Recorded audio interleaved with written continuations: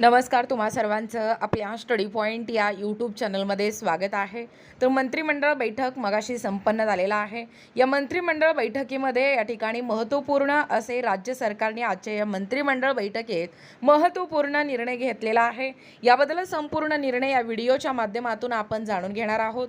तत्पूर्वी तुम्ही जर आपल्या स्टडी पॉईंट या यूट्यूब चॅनलवरती जर नवीन असाल तर आपल्या या चॅनलला लगेचच लाईक आणि सबस्क्राईब करायला विसरू नका।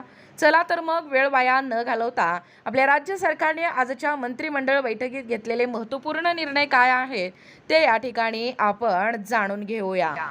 बघा, आज दिनांक 14 जुलै मंत्रिमंडळ निर्णय दापचरी पहिला आहे। दापचरी येथे उभारणार आंतरराष्ट्रीय दर्जाचा कृषी बाजार। दुग्ध प्रकल्पाची 558.43 हेक्टर जमीन देण्याचा निर्णय।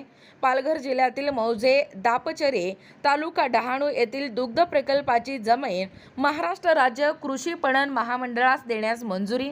या ठिकाणी आंतरराष्ट्रीय दर्जाच्या कृषी बाजार उभारणीसह पणन विषयक सुविधा निर्माण करण्यात येणार आहे।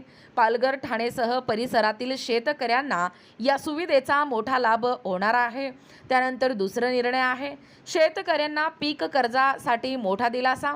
पुण्यश्लोक अहिल्यादेवी होळकर शेतकरी कर्जमुक्ती योजना 2026च्या या निकषात सुधारणा। 2019च्या कर्जमाफी योजनेतील सुमारे 13 लाख शेतकऱ्यांसाठीची 50,000 रुपयापर्यंतची मर्यादा रद्द करून नियमित कर्जमाफी सन 2026-27 मधील नियमित परतफेडीची अट रद्द केल्याने 23 लाख शेतकऱ्यांनाही मिळणार प्रोत्साहनपर लाभ। बघा, आजच्या मंत्रिमंडळ बैठकीतील हा रेकॉर्ड ब्रेक आहे। हा ऐतिहासिक निर्णय आहे। शेतकऱ्यांना पीक कर्जासाठी मोठा दिलासा मिळालेला आहे। तब्बल सन 2026-27 मधील 23 लाख शेतकऱ्यांना या ठिकाणी या कर्जमाफीचा मोठा फायदा होणार आहे। त्यानंतर जास्तीत जास्त हा व्हिडिओ शेअर करा। आजची मगाशीच या ठिकाणी 10 मिनिटं अगोदरची ताजी अपडेट आहे।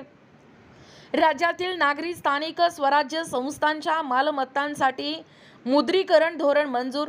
यामुळे मालमत्तांच्या वापरातून पारदर्शक आणि अधिक चांगले उत्पन्नाचे स्रोत निर्माण करता येणार। अल्पकालीन व दीर्घकालीन नियोजनातून महापालिका, नगरपालिका, नगर परिषदा व नगरपंचायतींना मिळकतीचे उपाय शोधता येणार आहे। त्यानंतर राज्यात केंद्र शासन पुरस्कृत अर्बन चॅलेंज फंड अभियान राबवण्यात येणार आहे। शहरांना दर्जेदार पायाभूत सुविधांच्या उभारणीसाठी बाजार आधारित वित्त पुरवठा मिळवता येणार आहे। हे झालं राज्य किंवा केंद्र शासन पुरस्कृत अर्बन चॅलेंज फंड अभियान राबवण्यात येणाऱ्या बाबतीत। त्यानंतर बीड जिल्हा क्रीडा संकुलाच्या 24 कोटी 15 लाख रुपयांच्या कामांना मंजुरी।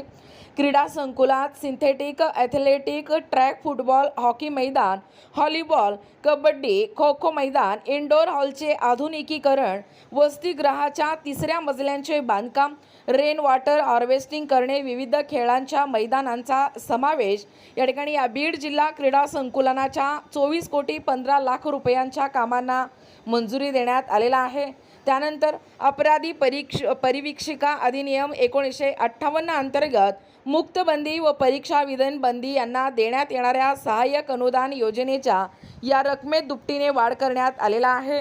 निर्दोष सुटलेल्या बंदाच्या योजनेत समावेश करून या योजनेअंतर्गत सहाय्यक अनुदान आता 25,000 रुपयांवरून 50,000 रुपये इतकी वाढ होणार आहे। महाराष्ट्र राज्य परिवहन महामंडळाच्या एसटी राज्यभरातील अतिरिक्त जागांचा विकास होणार। PPP तत्वावर जिल्हा, तालुका व ग्रामीण भागातील बस स्थानके व महामंडळांच्या जागांचा विकास करण्यास मान्यता। महाराष्ट्र गौण खजिन उत्खनन विकास विनियमन व नियम 2013 मध्ये सुधारणा करण्यास मंजुरी। बघा, एकूणच आज दिनांक 14 जुलै रोजी मंत्रिमंडळ बैठकीत महत्त्वपूर्ण असे निर्णय घेण्यात आलेला आहे।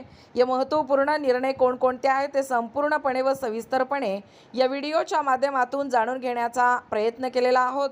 अशाच प्रकारे नाविन्यपूर्ण, महत्त्वपूर्ण, ताज्या घडामोडी पाहण्यासाठी किंवा तुम्हाला जर आमच्या अध्यापनाचे व्हिडिओ आवडत असतील किंवा तुम्ही जर आपल्या स्टडी पॉईंट या यूट्यूब चॅनलवरती जर नवीन असाल तर आपल्या या स्टडी पॉईंट या यूट्यूब चॅनलला लगेचच लाईक आणि सबस्क्राईब करायला विसरू नका।